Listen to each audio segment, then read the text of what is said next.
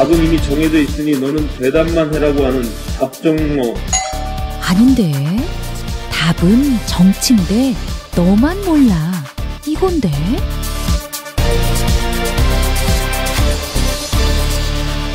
국민보좌관 김성회의 답정너.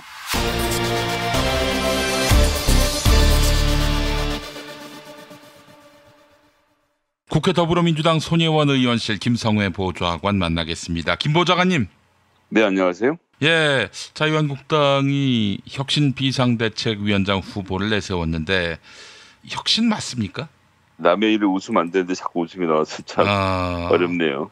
아니 이걸로 어떻게 혁신을 한다는 건지 역시 이제 노답이라는 걸 반증하는 혁신 비대위가 아닐까 하는 생각이 들고요. 예, 일단 후보로 거론되는 분들을 좀 살펴보면 눈에 띄는 분들은 이제 40대 기수론, 보수가 40대가 새로 만들어야 된다라고 하면서 김성원 의원, 현재 원내 대변인이고 20대 초선 의원이고 73년생이니까 아직 50이 안 됐죠. 이분하고 그다음에 전희경 의원, 75년생이고 이화여대 행정학과 나와서 지금 현대 20대 국회의원 하고 있고 예전에 자유한국당 대변인도 했고요. 기억들 하시겠지만 제가 한번 말씀드렸던 적도 있는데 바른사회 시민회의라고 해서 전향한 주사파들의 모임에 정책실장을 했던 그런 사람입니다. 그래서 이제 주사파였는데 주사파를 미워하게 된 사람들 모임에서 주사파를 미워하는 법을 배워서 이제 그걸 주 공격 소재로 삼으시는 분인데 제가 몇 번 말씀드렸습니다만 자유한국당은 지금 집중해야 할 주제가 국가 개혁, 그다음에 이제 경제 이런 부분이라고 좀 감히 말씀드리거든요. 예.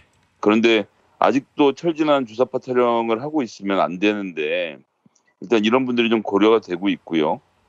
또 중앙대학교 총장을 지냈고 현재 자유한국당 당무감사위원장인 이용구 교수 54년생인데 추천이 됐고 갑중에 갑은 우리 박찬정 의원님 오선 의원이고 사실 우리나라 정계 원로시죠. 최근까지도 이제 판도라 등에서 왕성한 방송 활동을 하셨고 중간중간 좋은 말씀하실 때도 있는데 이분이 이제 39년생이세요. 연세에 비해서 이제 젊어 보이는 분이긴 한데 여하튼 이제 여기가 지금 고려되고 있는 상황입니다.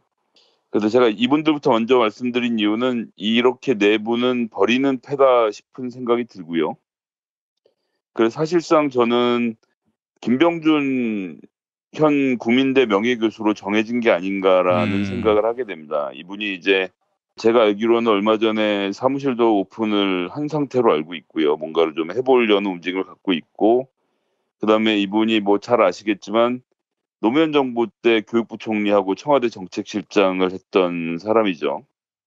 그래서 이제 우리나라가 개혁이 선행되어야 한다는 주장을 하는 분입니다. 그래서 이분의 주장을 들어보면 주장이 다 틀렸다, 잘못됐다 이렇게 말씀드리기는 어려운데 인정투쟁을 자꾸 하려는 분이라 본인이 인정받아야 되는 것이 굉장히 중요한데 특히 더불어민주당이 본인을 인정하지 않고 높은 자리에 모셔서 쓰지 않는 것에 대해서 굉장히 격분해왔던 것 아닙니까? 그래서 기억하시는 분들 계시겠지만 탄핵을 할까 말까 이러던 시절에 박근혜가 이선으로 물러서면 총리를 누굴 중립적인 사람을 시키자고 했을 때 저여져하고 손든 분이었었죠. 그때 하여튼 받겠다라고 무조건 얘기를 해서 빈축을 사기도 하고 했었는데 그때 박근혜를 그런 식으로 탄핵을 시키지 않고 풀어줬으면 우리 역사가 어떻게 됐을까? 예, 이런 생각을 해보면 그런 상황에서 총리는 하겠다고 나선 양반들 치고 사실 다 그렇습니다. 그 당시에 기억들 하시겠지만 민주당의 당대표를 지냈던 김종인 씨에게도 그런 제안이 들어갔던 걸로 제가 알고 있는데 김종인 씨 그 수락하려고 러시아행 비행기를 타고 가다가 차를 돌려서 서울에 들어왔는데 추미애 대표가 박근혜 대통령과 독대를 추진하고 어쩌고 하다가 이제 다 망가지면서 안 됐었는데 이렇게 두 분이 공통점이 뭔가 내가 가지고 있는 이런 좋은 생각들이 처리되면 참 나라가 발전할 것 같은데 왜 그렇게 못하지라는 그런 부분에 대한 강한 생각을 갖고 있는 분들이에요. 그래서 이제 김병준 교수가 본인이 하면 잘할 수 있겠다라는 생각을 하고 있고 그래서 김병준 교수 같은 경우는 특히나 이제 국가주의 지금 우리나라처럼 국가가 모든 것을 해결하는 걸 좀 벗어나서 개인과 시장, 공동체 자유가 좀 더 올라가야 되고 국가를 이런 식으로 개조해야 한다는 거대 담론에 대해서 본인이 갖고 있는 그림이 있긴 합니다. 그래서 저 뭐 그 그림 자체에 대해서 비아냥대고 싶은 생각은 전혀 없고요. 전 그게 맞는 그림이라고 생각하는데 그 뭐 홍준표 대표가 아주 정확히 지적했지만 지금 자유한국당에 필요한 것은 인적 쇄신이거든요. 사람을 갈아치우는 문제가 가장 강하게 나오고 있는 건데 지금 누가 되고 안 되고의 문제가 아니라 진방놀이를 했던 사람들, 그 다음에 비리에 이러저러하게 연루됐던 사람들, 또 뭐 이부망천 등 비롯해서 망언을 벌였던 사람들, 이런 사람들 최소한 30-40명 정도는 날리고 시작을 해야 하는데 과연 비대위원장으로서 그럴 정도의 정치력을 갖고 있나라는 점에서 저는 조금 회의적으로 보고요. 그래서 인적 청산이 아닌 국가대개조론에 기초한 자유한국당의 혁신이 과연 잘 이루어질 것인가. 게다가 제가 조금 전에 말씀드렸던 비대위원장 후보군들은 아마 비대위원장이 정해지고 나면 비대위원으로 들어올 것이거든요.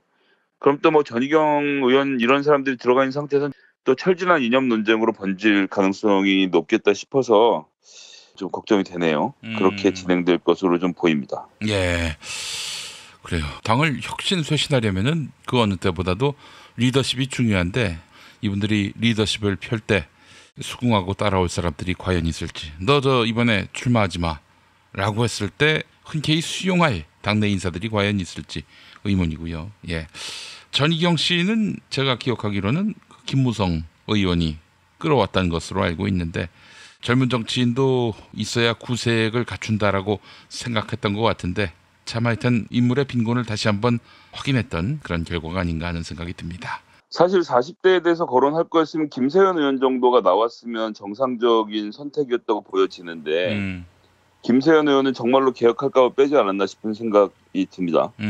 제가 뭐 교문위에서 오랫동안 봐오기도 했고 본인이 금수저긴 하지만 정책적인 면이나 이런 것을 봤을 때 자유한국당에서 그래도 합리적인 보수라고 이야기할 수 있는 의원인데 그런 사람들은 빼고 이제 거론하는 걸로 봐서는 뭐 비대위가 구성돼도 크게 달라지는 게 없겠다 싶은 생각이 드네요. 예. 김용태 의원도 어떨까 싶은데 개혁할 만한 뭔가 당을 바꿀 만한 사람들은 다 이제 배제가 된 유명무실한 그런 혁신 비대위 위원장 후보군이 아닌가 생각이 들고 아니 혁신 비대위원장을 공모를 통해 뽑습니까? 참 이해를 할 수가 없어요. 그렇습니다. 이거 자체가 전광석화처럼 이루어지고 내밀한 논의를 통해서 정말 바꿀 사람을 데리고 와야 되는데 이걸 좀 뭐 선거를 하겠다는 거 아닙니까? 이게 뭐 하는 일인 건지 자기들을 자를 사람들 자기들끼리 선거를 하면 참도 자기를 자를 사람을 뽑겠습니다 싶은 생각이 드는 겁니다. 네, 알겠습니다. 자, 다음 소식은요. 예, 이재만 안봉근 정호성 전 비서관이 1심에서 이제 징역 1년 6개월, 징역 2년 6개월, 징역 10월에 집행유예 2년이라는 실형을 선고를 받았죠. 문고리 권력에 대한 첫 처벌이 이루어진 것인데요. 이들이 저지른 수많은 일들 중에 정말 사소한 36억 5천만 원이 작은 돈은 아니지만 어쨌든 국정원으로부터 쌈짓돈으로 삥 뜯은 36억 5천만 원 이걸로 최순실이 고영태랑 의상실도 운영하고 최순실의 대포폰 사용료도 내고 기치료 주사도 다 이 돈으로 맞고 문고리 3인방은 이 돈으로 휴가 다니고 용돈 쓰고 이랬던 돈 아닙니까? 그렇게 국가 안보를 책임지는 국정원의 돈을 가져다가 쓴 죄치고는 참 싸게 박았다라는 말씀을 드려야겠네요. 예. 지금까지 제대로 된 사과나 반성을 제가 들었던 기억이 없습니다. 이재만 안봉근 정호성 전 비서관은 지금이라도 국민들 앞에서 고전적인 말이지만 정말 석고대죄해야 한다고 생각하고요. 이 과정에서 예산 전용은 맞지만 뇌물이 아니라고 했던 법원의 판단도 저는 상당히 아쉽다고 생각합니다. 이게 뇌물이 아니라뇨. 남재준, 이병기, 이병호 전 국정원장들이 박근혜한테 바친 뇌물로 봐야 되지 않겠습니까? 그런데 그런 점이 인정되지 않았다는 것이 매우 안타깝고 어쨌거나 문고리 3인방에 대한 역사적 법적 판결이 이루어지기 시작했다는 점 저는 그 점에서 좀 주목하고요. 이거 외에도 모든 여죄를 낱낱이 밝혀서 앞으로는 이런 식으로 대통령 옆에서 문고리 잡고 헛심을 쓰면 반드시 콩밥을 먹는다는 사소하지만 중요한 진리를 알려주는 계기가 됐으면 합니다. 근데 앞으로도 이런 저 문고리 권력이 포위하는 대통령을 우리 국민이 뽑을 수 있겠어요? 네, 그렇습니다. 이제는 그런 일은 없어야 되겠죠. 예. 네. 근데 참 어처구니가 없네요, 진짜. 이 사법부 개혁을 어느 세월에 할 수 있겠는가 하는 생각도 들고 안타깝습니다. 이건 아주 발본색원을 한 정도가 아니라 패가망신을 시켜가지고 정말 뼈저리게 군에 교훈을 심어줄 필요가 있어요. 제가 다른 방송 가서 했던 말이기도 한데 김관진이나 한민구나 이런 인간들한테 5.16에 대해서 평가해보라 하면은 구국의 결단 이렇게 말할걸요 아마? 그럴 리가 사실 그 시대에 대한 문제의식이 없으니까 똑같이 따라하려고 했던 거 아니에요. 그러니까 군사 쿠데타는 있을 수 없는 일이며 군은 정치적 중립을 지켜야 하고 국내 정치에 개입하면 안 된다. 똑부러지게 이야기하지 않으면은 잠재적 쿠데타 우범자라고 봐야 마땅한 것이고요. 이런 사람들은 절대 군 요직에 앉히지 말아야 합니다. 잠재적 쿠데타 지금 말씀하셨으니까 기무사 얘기를 좀 더 했으면 좋겠는데 예.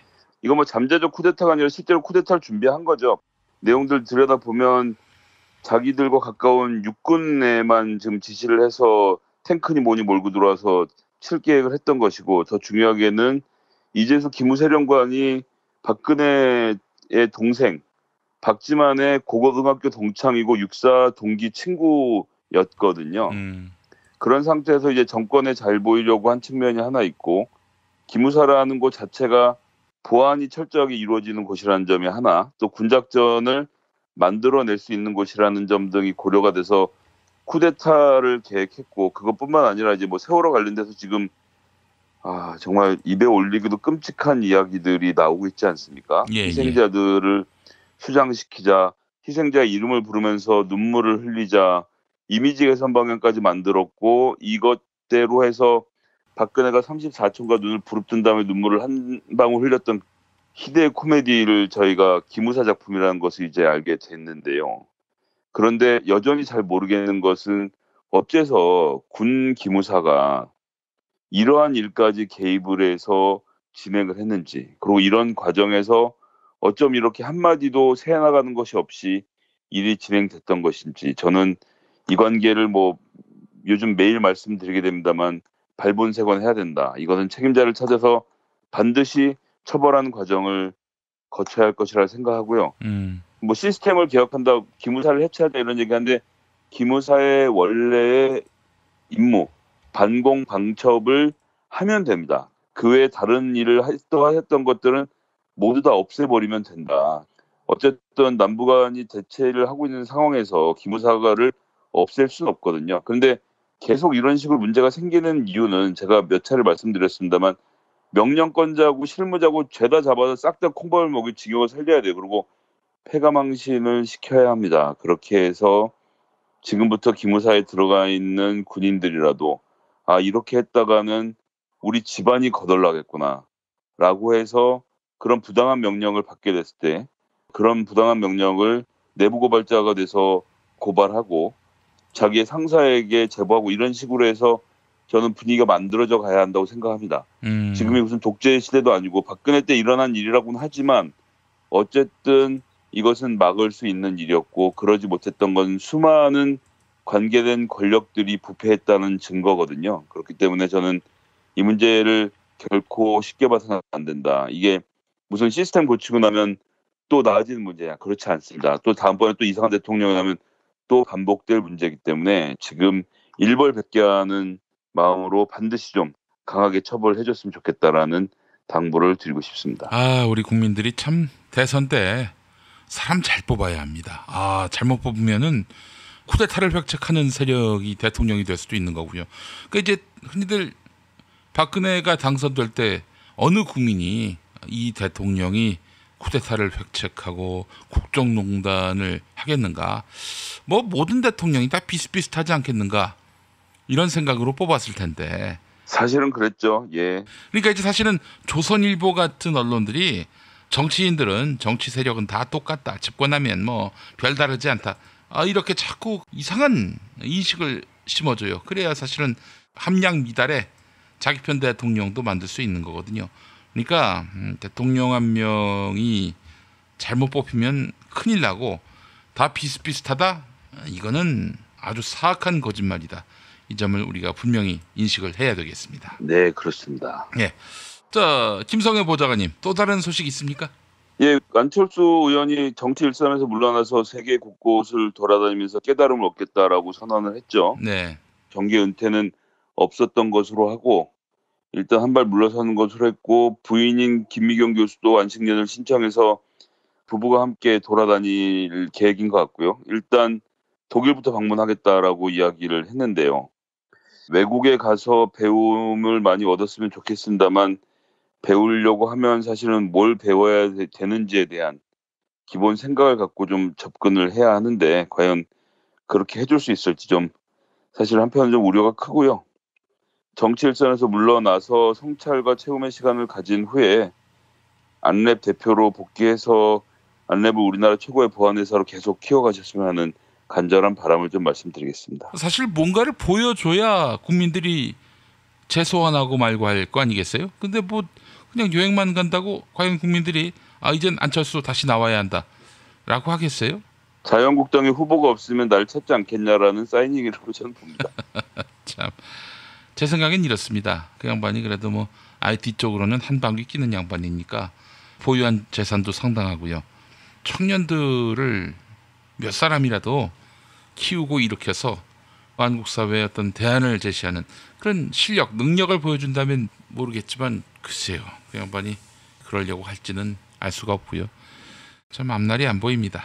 그냥 뭐 시간이 됐다고 이제 총선 나가셔야지, 대선 나가셔야지 이럴 사람은 없을 것 같습니다. 네, 그렇습니다. 안타깝습니다, 진짜. 네, 알겠습니다. 김성회 보좌관님 한 주 동안 고생하셨습니다. 네, 감사합니다.